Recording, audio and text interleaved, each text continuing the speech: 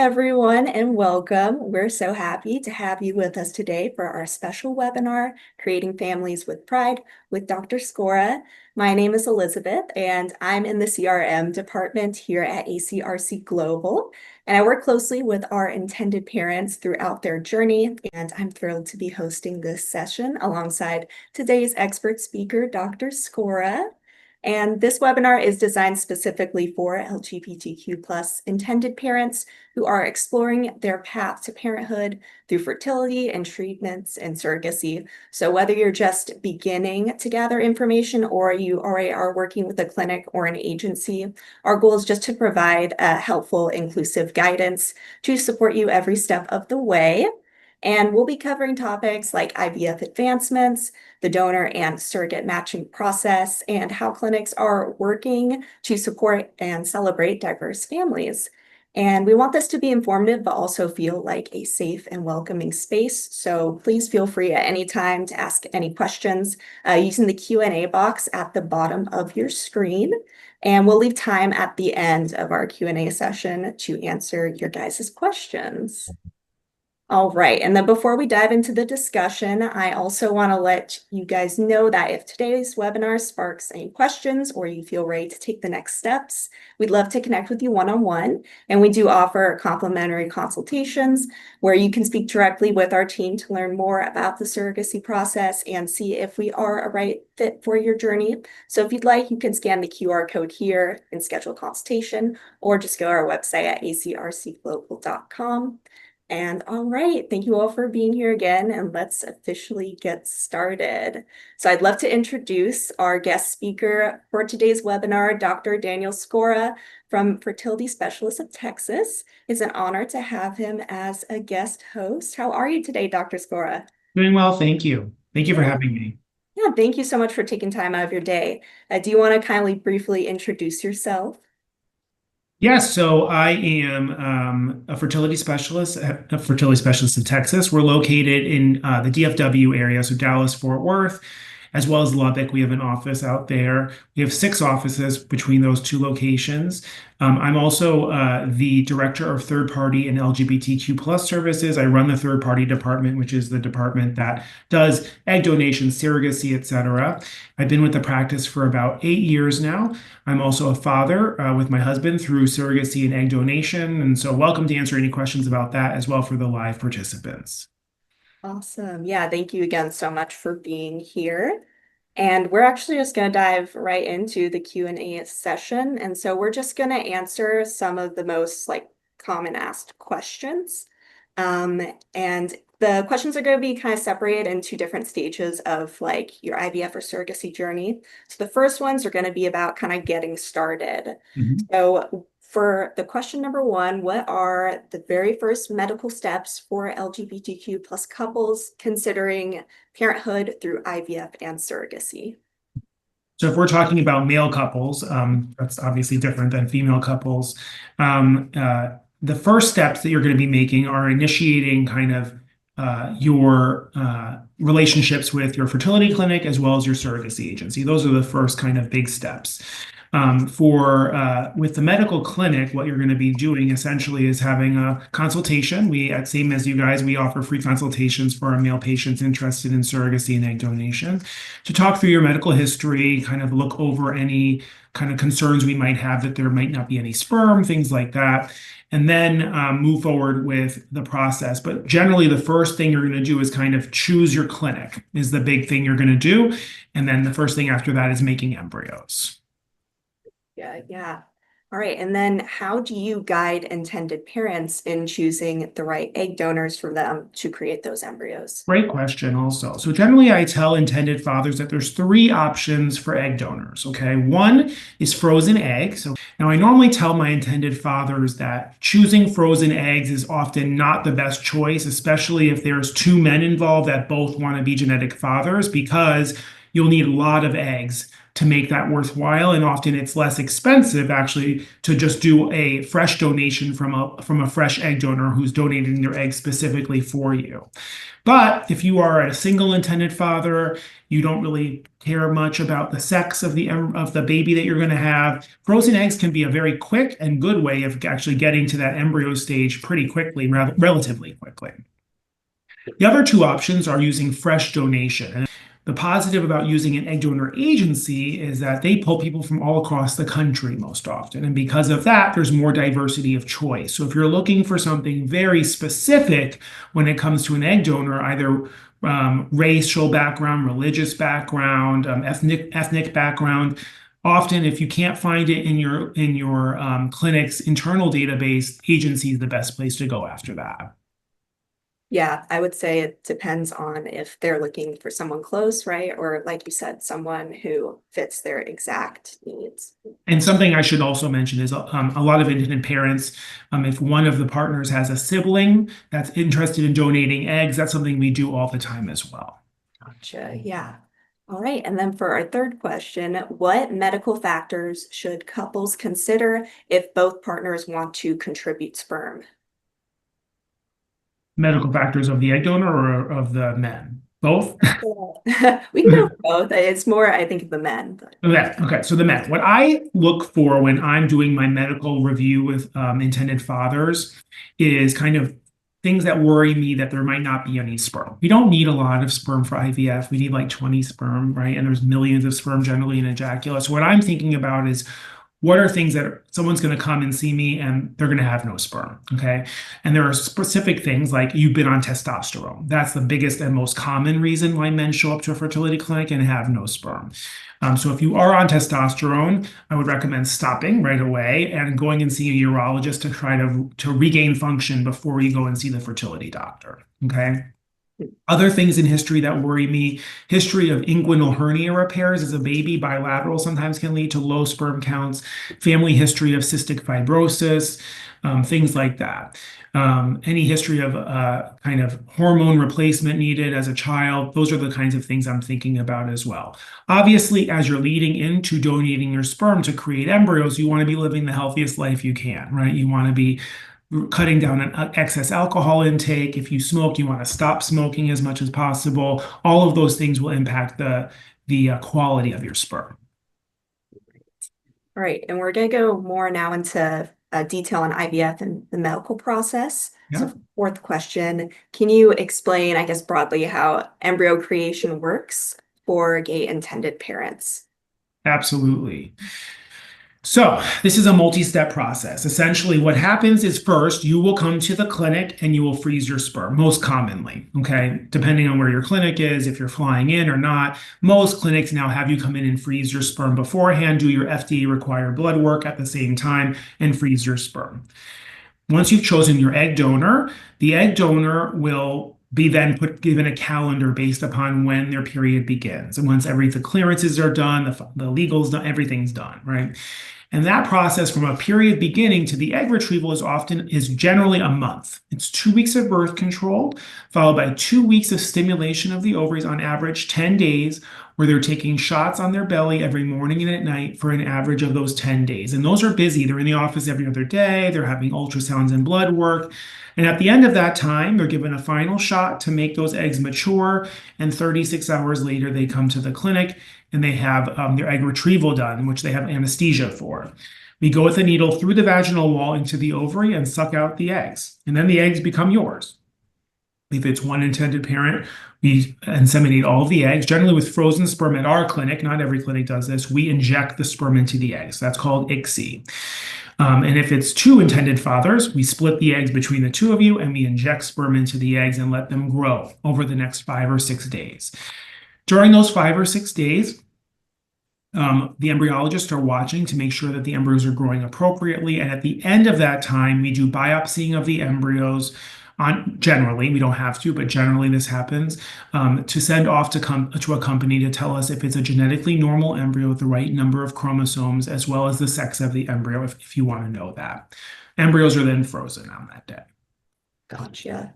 And then, yeah, do you want to go more into depth of the role of genetic testing and what it plays in creating a healthy embryo? Absolutely. So, these women who are egg donors are young, right? They're 25, 26. So on average, most of the embryos they produce are normal. But even, a healthy 25-year-old egg donor, at least 30% of their embryos are not going to be normal, are not going to produce a baby or a baby with issues, right? And so because of that, depending on where your surrogate lives, and no matter what, most people want to take that extra step of ensuring that the genetic testing of the embryo shows a normal complement of chromosomes, because that increases your chances of a normal live birth by about 20-25% on average, right? And so, especially in the setting of multiple states where abortion is illegal, et cetera, and a gestational carrier might have to go to a different state for a termination if that's desired. Having that extra kind of safeguard of knowing that this is a genetically normal embryo is quite useful. Yeah.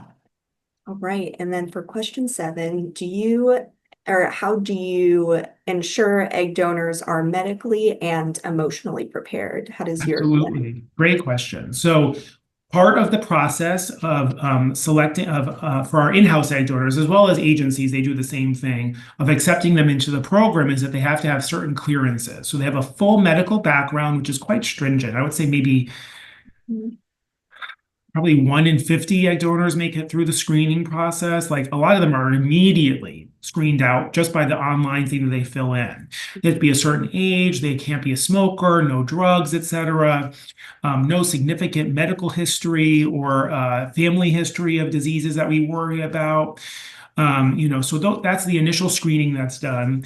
They come in for their in-person screening, and what's done at that visit is we do an AMH test to make sure they have a good number of eggs, as well as an ultrasound to make sure nothing is amiss. And they fill out more forms and have an interview. They do have a psychological screening as well before being accepted into the program and released as being an egg donor.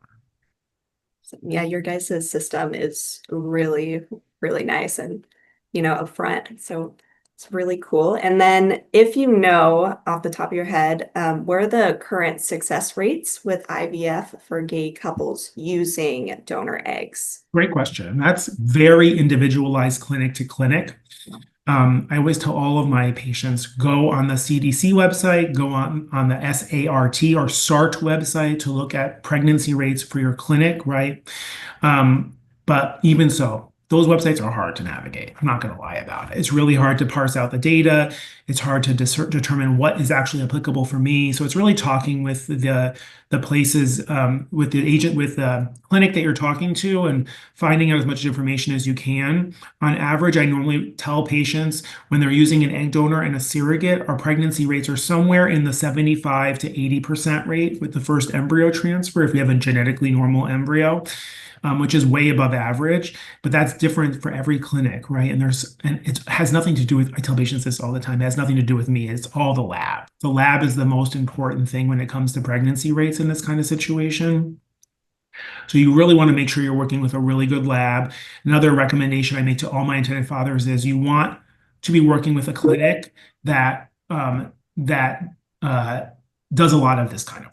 You don't want someone who does only like 5 of these a year, because then they don't really, it's not old hat for them per se, right? They can't pivot if a problem happens. They don't have the relationships that are needed to make it really smooth for you. And if something goes wrong, to make it easier for you. So that's probably my number 1 piece of advice is picking partners to work with that are experienced in this kind of work. Because it's not run-of-the-mill IVF, right? It's very different, essentially. Yeah.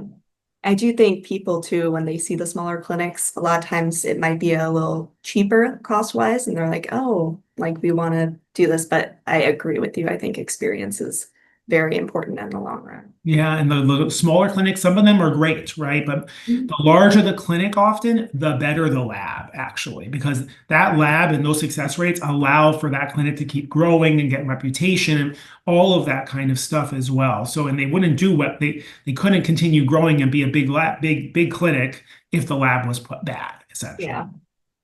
All right, and we're going to move on to questions kind of about support and preparation for intended parents. So for our 8th question, what emotional challenges do gay intended parents often face, and what coping strategies would you recommend? A lot. there's a lot, there's a lot of emotion, a lot of, public emotion as well that are involved with, becoming a gay dad.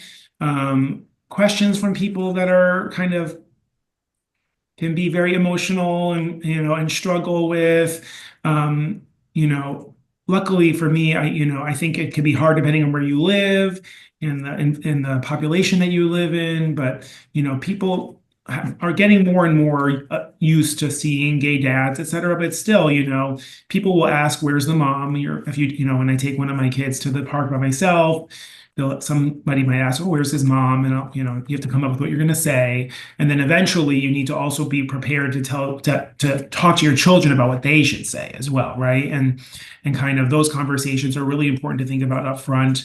A lot of the surrogacy agencies require that you have psychological counseling before doing all of this. And that's actually what they talk about mostly, is like how to raise a child who doesn't necessarily have a mother per se, right? And so those are kind of the emotional things. Obviously, bumps along the way during the journey are very emotional as well, right? Preterm delivery or preterm contractions, or having a snafu with your IVF, or the first embryo transfer not working. Those are all things that can be extremely, extremely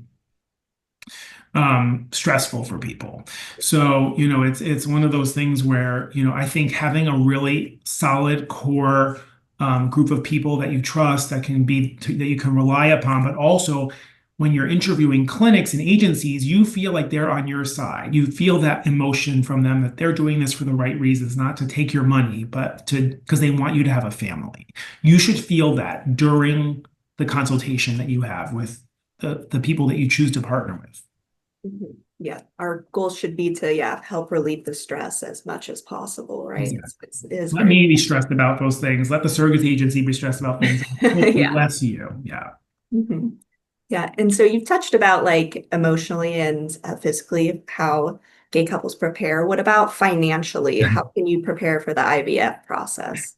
Ooh, that's a Yeah, really I hard one. know. Hopefully you have some good insurance that covers some portion of it, right? But if you don't, it's not, unfortunately, it's just getting more and more expensive. And so it's one of those things that you have to kind of prepare for. What I often will tell people is they often become bogged down in, oh my God, I need all of this money to move forward. And one of the nice things about this process is very much two separate processes. It's creating your embryos and then having a baby. Okay. And you can take as much time between those two processes as you need to save up the money you need for the second half. Because to be fair, the second half is the more expensive half. Having the baby, paying the gestational carrier is multiples more expensive than creating the embryos on average. Okay. So a lot of my couples, they'll come in, they'll make their embryos, they're frozen, they stay the same forever whenever you're ready to have a kid, and they'll go away for a year or two, they'll save money, and they'll create that relationship with an agency, a surrogacy agency, and then they'll come back and they'll have their children. So I think being overwhelmed, very easy to be overwhelmed. But if you take it kind of in bite-sized pieces, if you need to, that really can help with that as well. Yeah, I totally agree. All right, and now we're going to move into kind of just questions about the broader perspective. So for our 10th question, how have you seen attitudes and access to fertility treatment for LGBTQ plus families change in recent years? Tremendously. There's been a lot over, not just for LGBTQ plus families, but for all families, actually, access has increased dramatically in the last 5 years. More and more insurances are covering fertility treatments, et cetera. But unfortunately, this aspect of fertility is kind of lagging behind a bit because this is the most expensive part of fertility, to be honest, Yeah. right? And so because of that, some people will have partial coverage, like once the embryos are made, they'll pay for certain things, et cetera. And I think, it's getting better and better. It just depends on your employer, on your coverage, et cetera, financially. Politically, emotionally, that's a roller coaster. It depends where you live. It depends the community that you live in. I've noticed it becoming much more common to see gay couples with children, single dads with children. People, really don't bat an eye anymore. But obviously, it depends where you are. If you're in a big city, it might be very different than if you're in a small town. And that's something really to think about as well. Like, where do you want to raise this child or children, and kind of to set yourself up for success in a way. Right. Yeah. I live in close to LA in California. So to me, it's a lot more common. But, for people in middle America, it can still, you face so many challenges, right? Absolutely. And I'm in, a big city in Dallas, and even here, there's Yeah. kids that are not, they're like, oh goodness, look, and then other people are like, they don't bat an eye, so it can be street to street almost crazily. Mhm. Yeah. Yeah. All right. And then for question 11, what myths or misconceptions about IVF and gay families do you hear the most often? I think a lot of the misconceptions around this process for gay families have more to do with kind of purchasing babies and the relationship with the surrogate. And there was actually a recent article about this as well, that the morality of the whole process in general and kind of so, because in a lot of countries around the world actually surrogacy is illegal, right? And so to kind of come to grips with that and to be understand that this is a process that the surrogates, they want to help families, right? And so it's you're generally not taking advantage of the surrogate. They don't have to do anything, right? And I think that's probably the biggest kind of myth or Gotcha. controversy associated with it currently, I would say. Yeah. Yeah. All right. And then are you attending the Men Having Babies events? Oh, Next week. Yeah, next week I'll be in New York for the Men Having Babies event. Yep. awesome. I will be too. And hopefully some people that are watching will as well. So it's super exciting. And that's another place for Yeah. financial stuff, actually. So, they have different grant programs associated with men having babies. I recommend if financial is a concern to see if you qualify. We accept people from their grant programs every year, discounts for members and things like that. So there are options through that organization to help with the cost too. Yeah. And how do events like Men Having Babies reflect growing visibility and support for LGBTQ plus intended parents? Well, I think it's just an amazing resource where people get to really meet the people that are heavily involved in this, you know, part of fertility, right? Obviously, every major city around the country has fertility clinics that could get you through this process. But the people who go to those conferences, who speak at those conferences, who are on the board of directors, et cetera, not just that, but there's other conferences that are involved in this kind of work. Those are the people who are really advancing this part of medicine. And they are the ones that they choose to be involved specifically in these organizations because they believe that this is an important part of fertility that they think needs to be advanced, right? And so I think you're setting yourself up for success when you go to a conference like that, you meet the group of people who do a lot of this kind of work, and you work with those people because there's a huge community of people that have experience with those clinics, with those agencies that really can say, this is a good place, and generally that's not, or something like that. Yeah. Yeah, it makes it really easy for intended parents to, compare. So much information in a weekend. It's very hard to take it all in, but it is a great opportunity to get a ton of information and meet people face to face, which nowadays, I don't, to me, this is the same as face to face, but, some people it isn't. And they like to meet, shake the hand and do that. And I love that too. Yeah, I totally agree. All right. So looking ahead, what advances in reproductive medicine are you most excited about for gay families? There's a lot. Okay. So, one that we actually recently started in our clinic, we have now time-lapse incubators for our embryos. So, essentially, these incubators, the embryos are put in, they stay in there for the whole time. Cameras are in the incubators that take pictures of them growing every 5 minutes for those 5 or 6 days. So, you get videos of your embryos growing at the end, but also artificial intelligence is used to score the growth of the embryo compared to thousands of embryos around the world. So, it gives us like much more information about which embryo to choose for you or to help you choose your embryo than before when we just like took it out of the incubator, looked at it once, took a picture, and that was it, right? And so a lot more information that we think is going to help us choose embryos that are most likely to give you a baby. I think in the 10 to 20 year time range, what I'm really excited about, especially in this sphere, is the ability of us to take like a cheek cell from one man, make an egg out of it, and then create embryos from that. And I don't think that that's a fairy tale. I think that is in the next 10 to 20 years. Oh, wow. That is super cool. And then, yeah, using AI for the embryos. That's Yeah. awesome. All right, and then we just have one more question to kind of close everything off. So, can you share a meaningful or memorable story that illustrates the impact of surrogacy on growing families? Any personal story you have? I On the have plenty spot. of personal stories. Being involved in my own journey with my husband and having my kids, was so enlightening in a lot of ways for me to like relate to my intended fathers as well. First of all, obviously, my husband he's not in medicine at all. So kind of learning about what he knew and didn't know really helped me actually to relate to my patients better because I had to explain things to him because, I was an OBGYN and I became a fertility doctor. So I knew everything from Yeah. doing the embryology, all that, all the way to delivering the baby. He didn't know anything, right? And so I really had to explain every step of the way. And that really, really helped me with my patients now. But I think, being involved, so intimately involved. I did the egg retrieval on the egg donor. I did the transfer on the surrogate, who was a friend of mine. I went to every OB visit for the pregnancy for my twins. And I even tried to deliver the babies, but my older son, by 3 minutes, he didn't want to come out. So I ended up, my friend who was my OB did a C-section. But, it was so amazing to be there for every step of the way. Yeah, you definitely get like the full view of, I guess, what you actually work on. Yeah. Yeah, that's awesome. All right. And then actually, I think we do. Someone asked a question in the chat, so I'll just read that really quickly. So this is relating to the success rate. He said, as indicated as 75%. Typically, how many rounds of IVF are necessary, do you find on average? So we have to clarify rounds of IVF versus embryo transfer. So a round of IVF is an embryo creation, so an egg donor going through a cycle and creating eggs.